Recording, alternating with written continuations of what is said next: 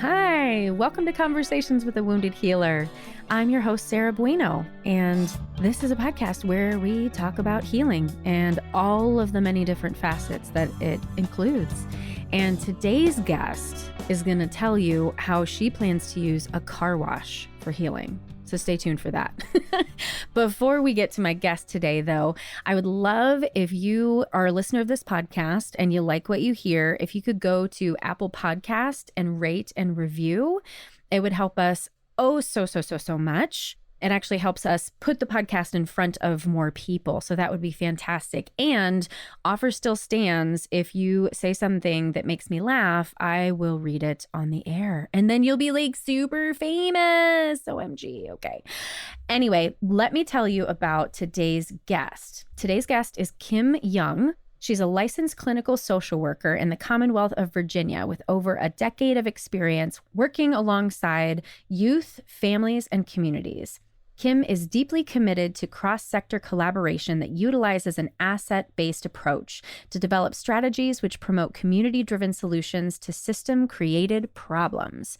Kim is just so delightful, and you can find her at @dopeblack_social worker on Instagram. We're going to give you all the goodies about her, and she's also got a couple upcoming webinars, so make sure that you are checking the show notes. But until then, please enjoy my conversation with the lovely Kim Young. Hello, Kim. Welcome to Conversations with a Wounded Healer. How are you? I am well. Thank you so much for having me. I'm excited for the conversation. You are. Well, I'm excited that you're excited. So you're one of the many folks. Instagram is like my best place for podcast guests. I don't know. Instagram has brought so many amazing people to this podcast and into my life. So you are now one of those people. I found you under Dope Black Social Worker, right? Yes. Yeah. Well, tell us more about who you are and what you do. So I get this question a lot, but I'm imagining you get it too, just as the nature of the work. And it is a difficult question to answer because if we answer it honestly, people are going to think something wrong with us. Like when they really ask, like, what do you do? They're going to be like, oh. So I haven't gotten good at answering the question, but what I just like to say is the easiest answer is I'm a social worker. The second level to that question is like, I'm just a good troublemaker, right? So I think a lot of folks have learned about me through the internet or Instagram, but people who have known me prior to or just been in my life before the Instagram stuff, no, I've been this way. This Kim is not new. This Kim is not different. This is the exact same person. So I'm a licensed clinical social worker. I'm located in Richmond, Virginia. I have a full-time job where I do community-based work at a local nonprofit. But on the side, I just get into extra trouble. I get into trouble at work that pays my insurance. I also get into trouble on my own. I love that introduction. I'm a troublemaker. Yeah, I love it. Right? Like, why we living if we not getting in trouble, especially good trouble? What we doing? Right? Well, tell us a little bit more about the trouble you're getting into. So it depends on the day of the week. But my primary course to getting in trouble is to really lean into the liberation for Black folks, in particular, Black youth. Like they have been the center of my work for over a decade. And it's the ones who are identified as deep systems or multi-system involved youth. A lot of them have, contact with the juvenile legal system. So getting into trouble for them, not speaking for them because they got a lot to say and they can say things on their own, but making more spaces and pathways to opportunities so they can get some power and make some more decisions over what happens to them, their families, and communities. That is really badass. Before we dig more into the work, I'd love to rewind and hear a little bit more about your coming into social work story. Like, what was youth like and why did you decide to become a social worker? Yeah, I didn't decide. I did not decide to become a social worker. I did not know what social work was when I was in undergrad. So I'm a first generation college student. So when I got to undergrad and graduated, I was done.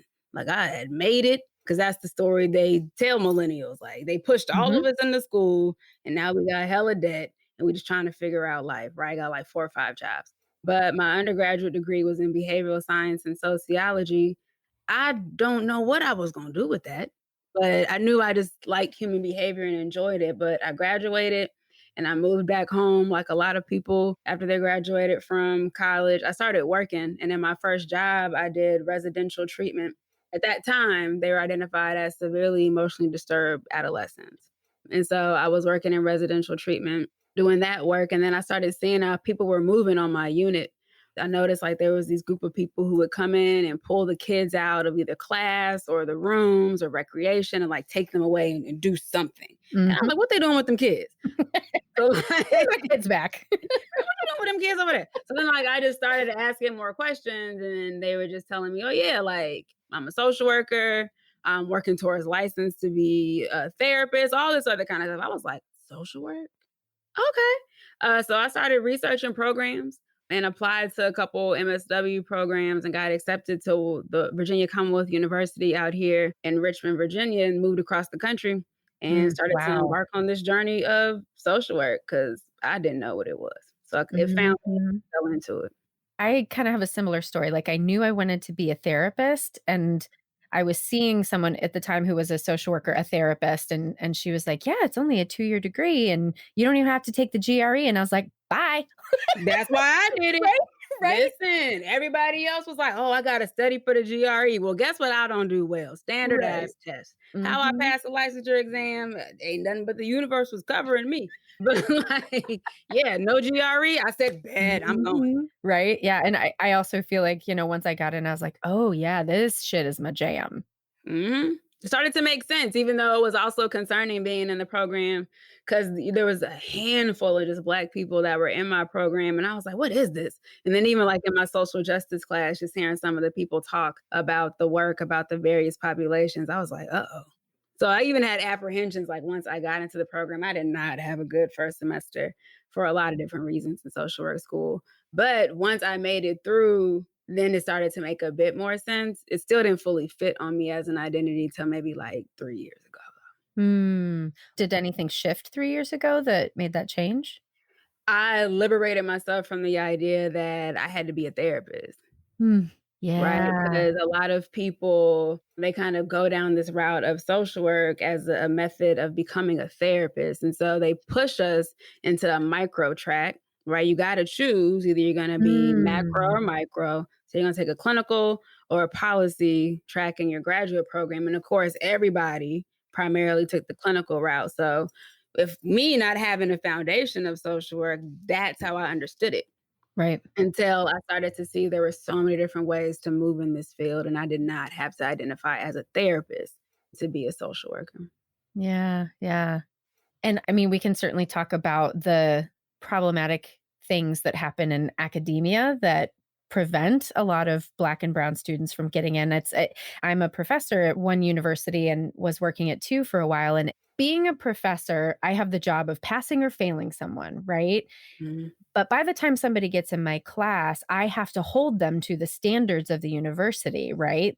But why did this kid not get help before they got into my class, right? Like, it's so problematic because I'm thinking about it from acceptance, right? Accepting people in, preparing people for what they're Yeah. going in for, and making learning more accessible, like shifting the way that the program works.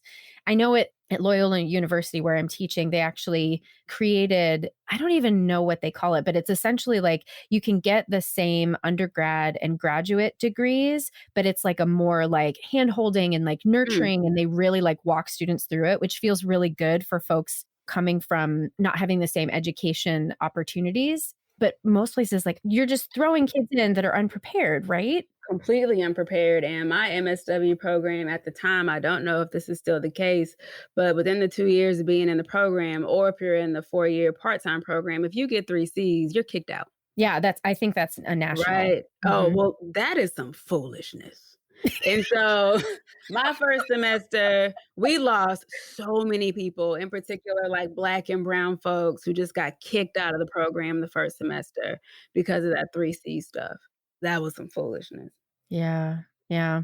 Well, I'm glad you made it through and you're out and now you're doing what the fuck you wanna do. What I won't do until Yeah. I can't.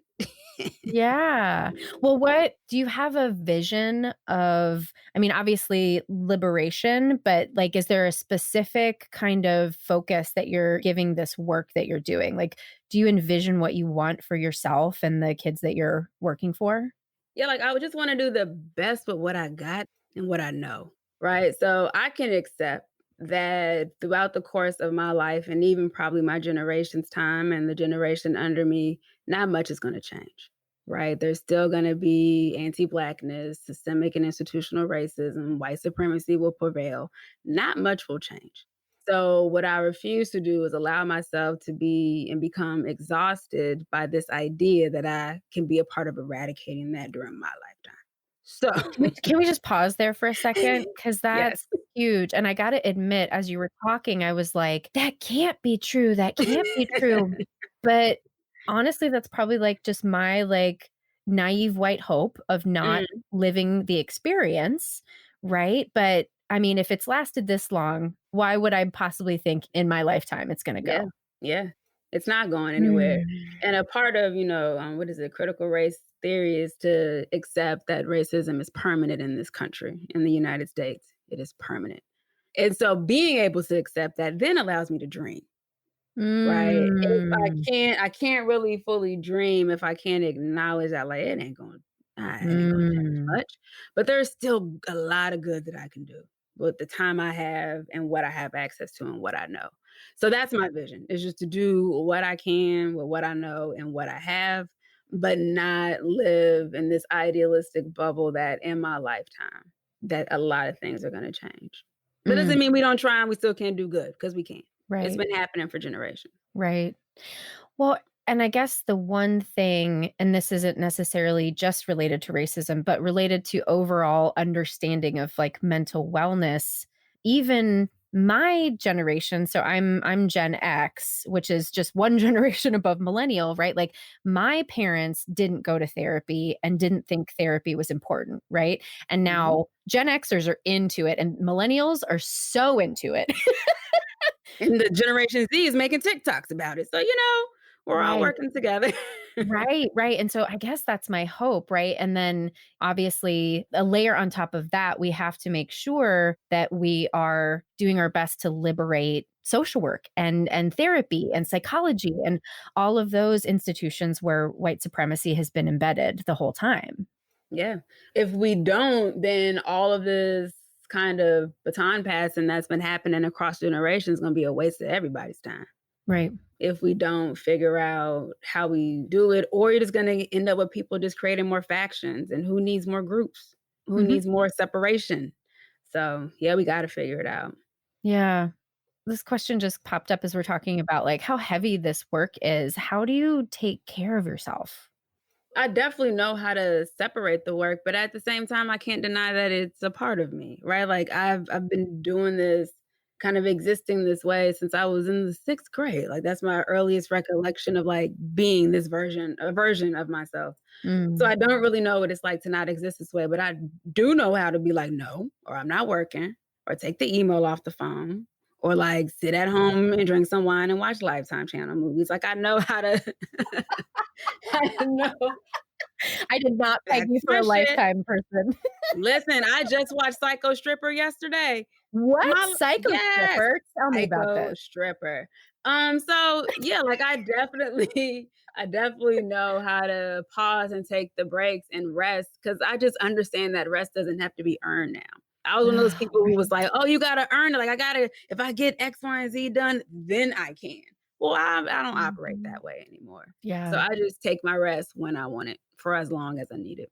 Yeah, that piece, connecting that with white supremacy is one of the Mm, things that clicked so much for me because I'm an overachiever. I love work yeah, because, yeah. right, like we're in a field where we're making change. And so I want to keep doing it. And I Mhm. have ideas and I want to create businesses. Yep.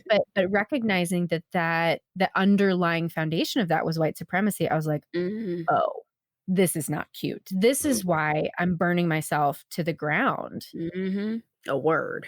Yes. Yes. Mhm. Oh my goodness. Well, the show is called Conversations with a Wounded Healer. And so I ask every guest two questions. One being, do you consider yourself a healer? Yeah, no. I think that being called or identifying as a healer removes the power and the onus of the individual who you come in contact with, because there people are their own healers, people are their own redeemers, people are everything that they need. And so one thing that I never want to contribute to is to believe that like somebody can not achieve healing without me, because you Mhm, can. You know what I mhm. mean? Like, it is possible. Yeah, like, some people are trained in the work, some people are drawn to the work, some people are called to the work who can help guide someone along their healing journey and their path, but that doesn't mean that that person's healing when they achieve it was because the healer was in relationship with them. So, yeah, no, I don't consider myself to be a healer. I really just consider myself to be a people that sits with people in Mm, the depths of their pain, however they'll allow me to do it. Yeah.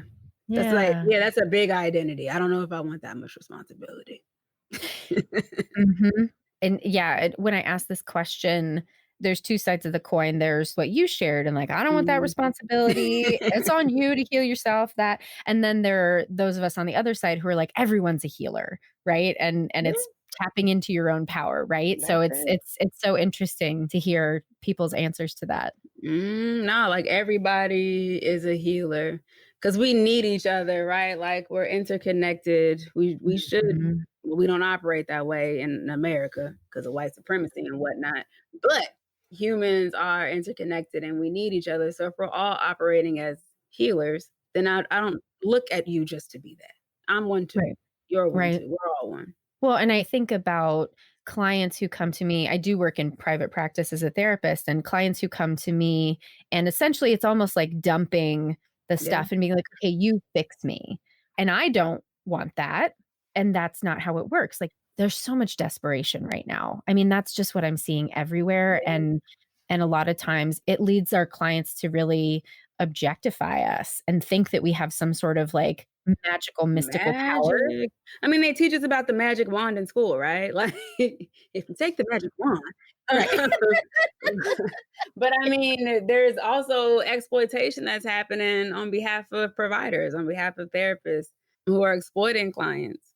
And not just people in private practice, but just even systems involve therapists who are part of treatment that are exploiting clients because there is this level of like, oh, desperation is just what I'll call it right now because people are they're dying, literally, figuratively, spiritually, you know what I mean? And so they're just trying to find a way to stay afloat, not necessarily even thrive right now, but just stay afloat. And so when they're coming for somebody, coming to a therapist for whatever that help is, they really are looking to us to fix it all.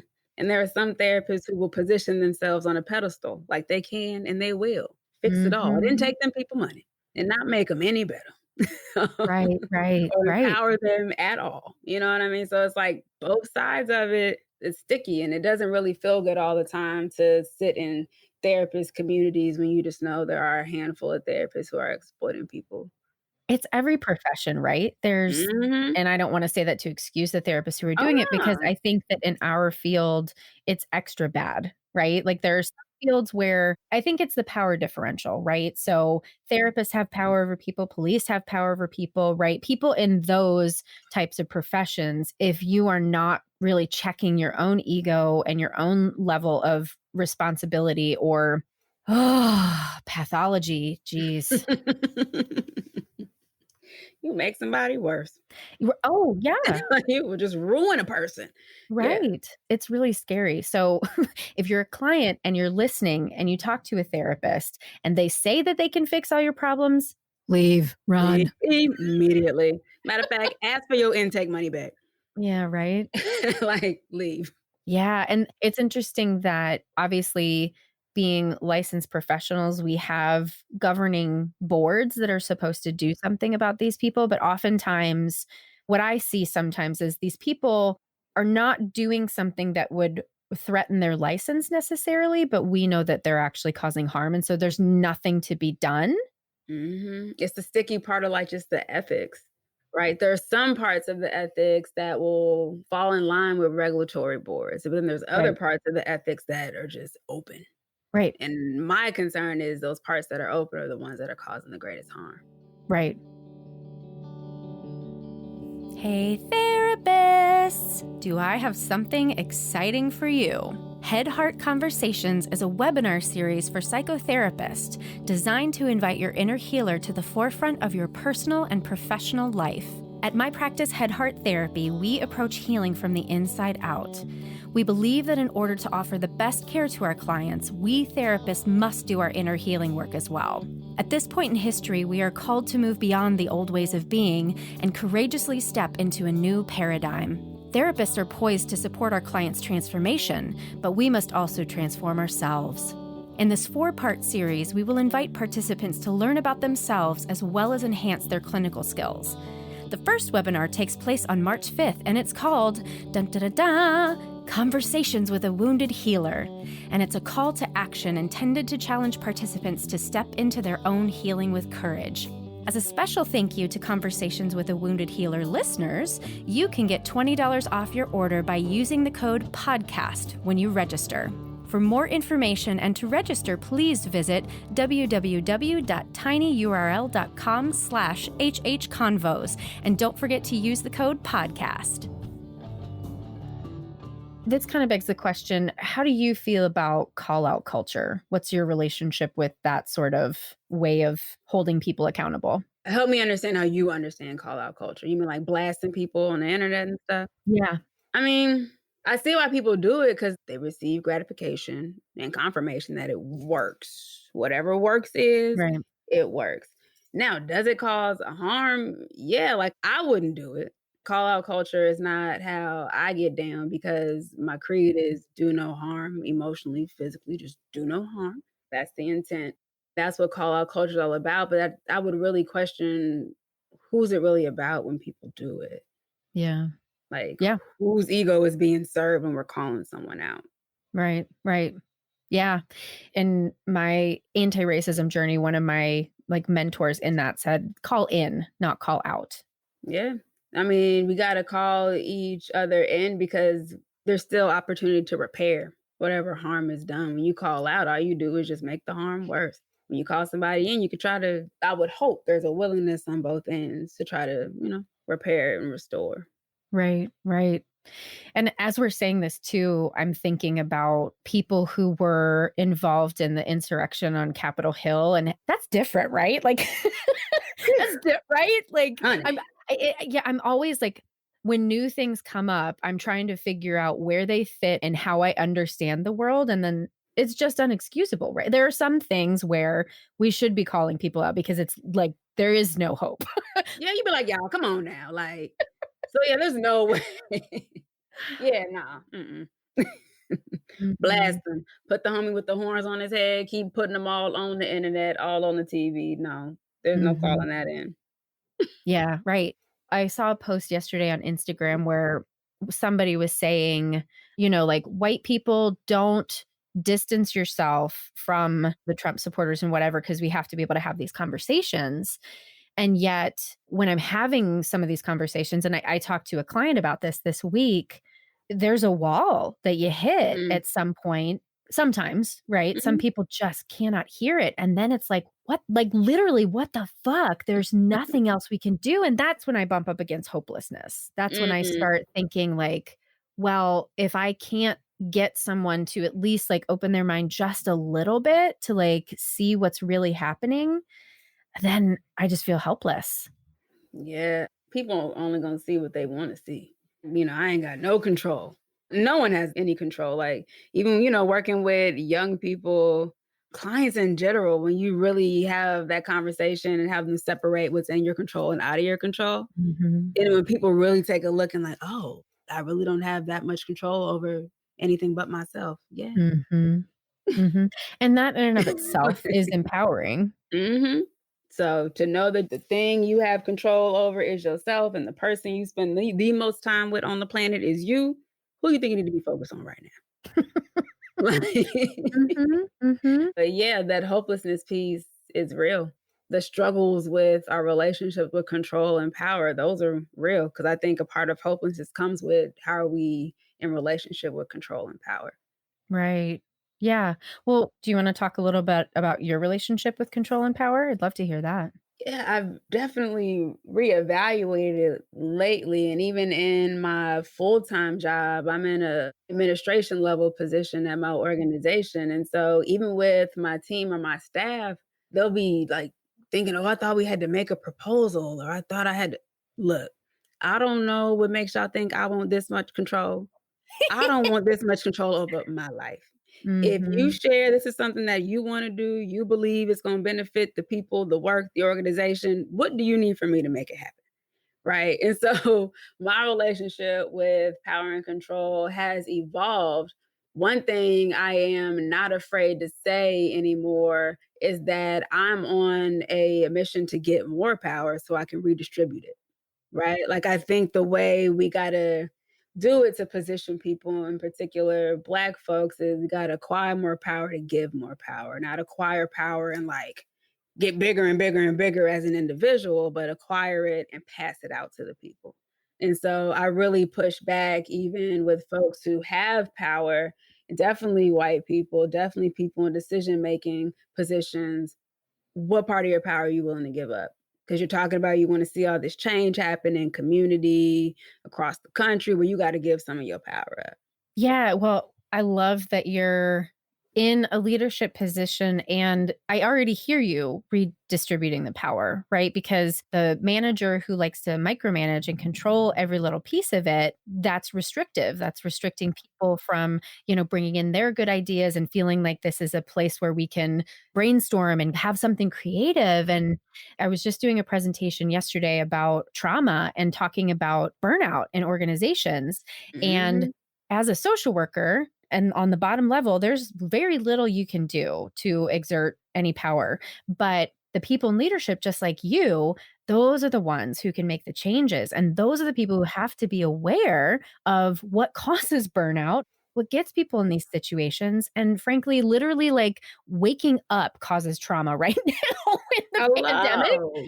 So, what are we Yeah. doing at the organizational level to create more space for people in this moment? Is your organization able to do anything to like give more time off? Or I don't even know what the Yeah. answer is. Yeah. I think, and I even challenge that when I'm brought in to consult with organizations and agencies when they try to tell me that their employees are experiencing burnout. I'm like, y'all, nah, y'all got organizational trauma running up in this thing. Hmm. That is contributing to some stuff. But Hmm. even within my own organization, we have a lot of freedom to really design like how we prioritize rest. And that's one thing in leadership that I push with my executive director is like, how are we showing here that we prioritize rest? How are we showing that we take care of our people first? If we can't get those things straight, then it doesn't really matter the programs and services and the money we raise and the things that we do if we're not taking care of the people who are taking care of the people. Like we got to take care of our people first. Yeah. As you're saying that, I'm thinking about the way that you brand yourself as a troublemaker, and what you're talking about is not troublemaking. And Mm. yet To it make makes trouble. I be trouble. getting in trouble, Sarah, when I be saying these things to people. Well, and that's fucking bullshit. Right. Like, everything I hear you saying, I'm like, I'm so glad you're having these Yeah. conversations, right? Like, Mhm. my first job in community mental health, luckily, I also had a supervisor who was stressing rest. And if I had a suicidal client and I was like waiting to get them hospitalized, then I could take some comp time the next day. And that's Yeah. not normal in most Nope. organizations, I found out. So it makes me angry that you are experienced as a troublemaker. Yeah, there's levels to troublemaking, and I certainly pick and choose. I certainly pick and choose the battles, but there are some parts that I will not be quiet about. I won't stop talking about, and that is one of them because I know what it's like. Like I've been on the other end of just bad supervision. I've been on the other end of being in an organization that did not give a shit about its employees. They cared about billable hours, productivity, notes. Well, and let's extend that to the states, right? Because working in an organization, most of the community mental health, all the money comes from grants, right? And Yeah. the grants come from the state. And Yep. so the metrics come from the state. Yes, they do. So let's fucking talk to somebody at the state level to be like, can we be more honest about what is actually doable? Mhm. Because, like, we have clients whose problems cannot be solved, right? Like you said, racism is never going away. Severe mental illness is never going away. Addiction is never going away. Poverty is never going away, right? All of these things that we're not going to be able to fix for people. So the people who are writing these motherfucking grants and telling us that we have to provide so many billable hours and evidence-based, like, success, fuck that. That is not Yeah. how this works. And that's the job that I quit. I was in community mental health for 5 years, and I quit that job without having a job. I said, "I can't do this shit no more. Mm-mm. I can't Mm-mm. keep writing y'all quarterlies, monthlies, individual notes, family notes, group notes, assessments, Mhm. and ain't nothing changing. Right. And y'all are sending me kids that don't even need to be here." Community mental health it's a beast. It is a well-funded beast. I don't care if people say they money be coming into community mental health. I believe it's the way it's allocated. Well, in Illinois, sadly, our state is stupid. So they're not community mental health is not well funded here. But I hear on the Mm. East Coast it's like so much better and I don't know why. I feel like, well, when I talk about community mental health, I know a lot of the localities also treat substance use disorders, and so a lot of money came in for that. The other part, like the SMI stuff, not so much. Youth services, not so much. But community mental health here in Virginia is also incredibly predatory, especially for the youth services where kids have to have Medicaid to qualify for things like intensive in-home or for therapeutic day treatment services in school, even for like ABA stuff. And so it was just preying on poor folk at the end of the day to get them enrolled in these programs and services that a lot of the times they didn't even need. And every kid was coming in diagnosed with ADHD, ODD, CD. And I would be like, Mhm. Mhm. what? This baby ain't got that trauma. Yeah. Community violence. Yeah. Domestic violence in the home. Yeah. A lot of things were environmental outside of this baby's control, but yet they labeled as the problem. They're the one with the diagnosis. They're the ones with the treatment and services that they did not even ask for. Right. I have a big issue with like treating kids through the state because where was the consent? Right. Where were they like, sign me up for it? I want to go to treatment. Find me a kid. Right. Well, But and yeah, it's because they come in contact with schools, right? schools, the court, DSS. Mhm. Right, and it's those systems where we're asking people to act in a certain way as if they weren't traumatized, where there's, like you said, the trauma is rampant and it's all different levels of trauma. Yeah, I mean, but for social workers and folks in the counseling profession, community mental health is a huge workforce for us. Like, we can get a job. Like, if something goes bad in my life right now, I can go find me a job at the local community Mhm. service and be fine. But I think that's also a problem. We just continue to create more job opportunities in that system instead of all these other ones that support communities in their community in a different way. Like, why aren't we really thinking about where these jobs are popping up for us? Do you ever see yourself creating your own organization that's gonna answer some of these needs? I don't know about an organization there, but I've been manifesting. I want me a car wash. I Yeah, want tell me more. I want me a car wash because it can serve for a lot of different purposes. One, I just want to be able to create pathways, just improve economic opportunities for young people. I just want to create jobs for Black and Brown folks. I worked with court involved youth for a number of years and young adults, and employment is a huge barrier to them dreaming about what their lives can be. And I just noticed out here where I live, there are just a lot of young Black people and older Black folks who have like these mobile detailing companies and parking lots. And I'm like, they like washing cars, don't they? Yeah, I want me a car wash. I just want to get a car wash, employ some folks, even maybe have a little social component. If you want to get some help with whatever it is goal you have in life, go to this office and see this person. But if you just want to work at this car wash to get your life together, you can work here. But yeah, I want me a car wash. I don't want no agency, no nonprofit. I don't want none of That's that. absolutely brilliant. That is a genius idea. Nobody Yeah. steal it. TM, TM, TM for Kim Young. Trademark for Kim Or Young. you can invest in it. Hit me up. Look. Right? Yeah. Wow. There's an organization here. the coffee shop is called Sip of Hope, and Mm, the organization is a suicide prevention nonprofit, and then they have the physical space for the coffee shop, and they have, I think it's just like peer to peer. I love that.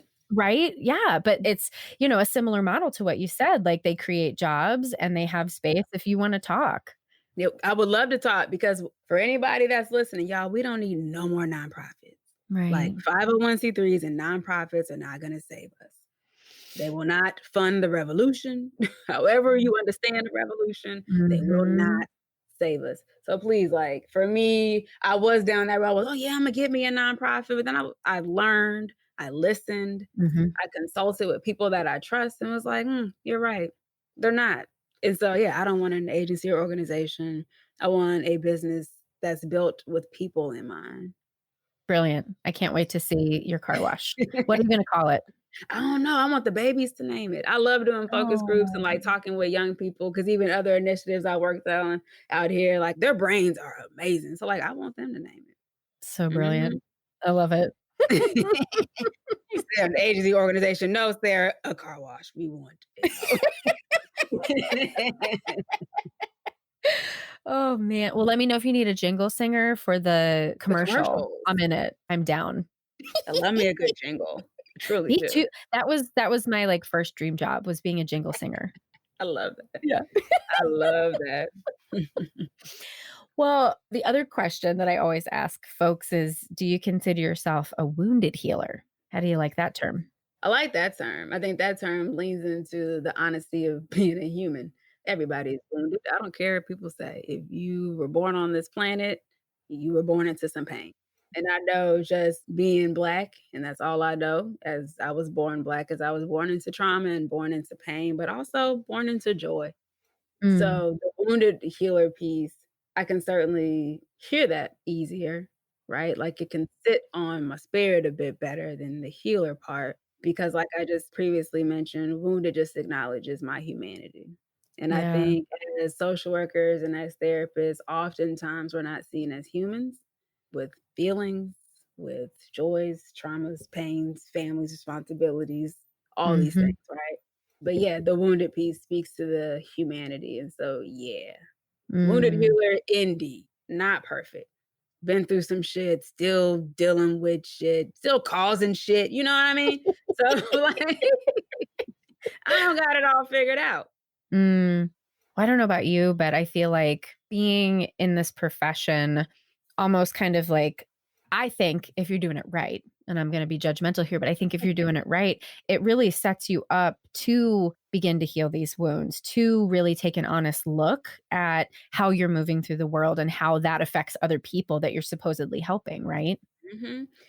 If anybody who started out doing this work, if you're the same person after interfacing whatever client population that you've been with, you not supposed to be here. You're not supposed to be doing this work. When I tell you after 10 plus years of working with teenagers, if they didn't teach me about myself, if they did not hold the mirror in front of my face and be like, look, you full of shit. Because if anybody gonna Right. tell you the truth about you, it's gonna be a kid. So yeah, I have learned so much about my own pains, my own judgments, my own traumas, like my own inauthenticity at times. Oh, really? Yeah, like because the kids will sniff you out because words don't mean anything to them. Behaviors, everything. And so I had a kid tell me one time, you fake. I know, right? I'm looking at you like, No. Excuse me, what? But then like, How but then, dare like you? after we kinda, we processed it, was I hurt? Hell yeah. Fake. What, me? But then after he kinda gave me what his observation was, I was like, "Oh, I could dig that." Because he was like, "You be Mm. using them words, and don't nobody really be knowing what them words mean, Miss Young." I was like, Mm. "You're right, like, there's a different way that I could show up Mm. for Like, were y'all." you using clinical language? Yeah, I was using words, and they was like, "We don't know them words." Mm. And so I think even when he said, like, "You're fake, you're using words we don't know," or, "You're not talking to us like regular," I was like, "You're right. Mm. You're right." And so even from that interaction, I changed how I approach the work. Because remember, like, You get a conditioning when you're going through supervision. You get a conditioning when you're in your programs about how you're supposed to show up with clients, what you're supposed to do, not supposed to do, boundaries and walls that you keep up. But then Right. when you start doing the work, you're like, wait a minute, like I'm sitting with another human. I'm one of those too, which means that my human stuff is going to show up in these interactions with clients, and I cannot shame myself for that. So, yeah, like you learn so much about your own self and your own healing journey through this work. And that's okay. I don't like when they try to judge us and shame us that you're supposed to only be there for clients. It's not for you. Who told you that lie? Uh-huh, uh-huh. That's something I've really been specifically unwinding 2020 as we, have gone through the pandemic and we're experiencing the same thing our clients are. And this is the first time this has ever happened on this like massive scale. And so I can't not be a human in the room with you. There are things that previously I probably would have tolerated and not asked for from my clients because, oh, yes, the space is only for them. But now I need you to know that I'm human. I need you to know that I have struggles too. And we're not going to talk about my struggles, but I just need you to know I have them. I have them. Even if it's like in the moment, I would even share when I was having a hard time staying focused. Hmm. Right, but going through supervision, that's not something I received, but during practice and just Hmm. noticing, well, I'm a human, you're a human, I gotta tell you what's going on. Number 1, I don't wanna waste your time and your money, so let me Hmm. tell you what's going on, like, what Hmm. I'm experiencing. The human relationship is key in the work, it's center to the work, and you just learn more about yourself through other people, and I value that. Absolutely. Well, do you want to tell folks where it is that they can find you and support your work? Certainly. So I am on the internet, in particular Instagram, getting into a little bit of good trouble, my favorite thing to Yeah, do. you are. And folks can follow me there at dope black underscore social worker. I'm on the Bird app that's also known as Twitter, but I don't really know how to use it like that. I So don't either. you know what I mean? So I'm not even gonna tell y'all about that, but if you happen to find me over there, maybe you'll get something from me, maybe you won't. Also visit me on my website at dopeblacksocialworker.com. I have a couple of $12 webinars that are coming up, one on moral injury, which is one of my favorites to provide because when I learned about moral injury, my life changed. And then Mm. another one on social work 101, just unlearning social work. So yeah, Unlearning social work? That's great. learning social work. So the one on moral injury is on February 4th, and the one on social work 101 unlearning is on February 25th. So Wonderful. yeah, if folks want to follow along there and learn more, like I said, you can hit me up on Instagram or my Mhm. website. Great. Will you send us links for those webinars so we can advertise those for you? Because that sounds great. Yep, and we were able to raise a number of sponsorships to provide 200 promo codes to social Black and brown social work students and early career social workers to attend the webinars at no cost. So the village is really showing up and showing out. That is so great. Well, before we wrap up, is there anything that we didn't talk about today that you want to make sure listeners hear from you? Well, not so much didn't talk about, but one thing, a message that I will continue to just share with folks is that we just got to remember to take care of our hearts and take care of each other. Because, like, at the end of the day, like, we are all we have. And if we're not taking care of our hearts and if we're not taking care of each other, we're not going to make it far. Beautiful. Well, thank you so much, Kim. This has been such a pleasure. Yeah, thank you for having me. Thanks so much to Kim for joining us today. And if you liked what she had to say, definitely make sure you check her out on Instagram, check out her website, tune into those webinars that she's got upcoming. So she is kicking ass and taking names, and I want to be a troublemaker right along with her. Thanks as always to Andrea Klunder and the Creative Imposter Studios for editing, to Liam O'Donnell for the album art, and to Ben Mueller for our theme music. If you want to find more information about Kim, where we've got all of these goodies, you can check the show notes and our website at www.headhearttherapy.com/podcast. Until next time, bye-bye.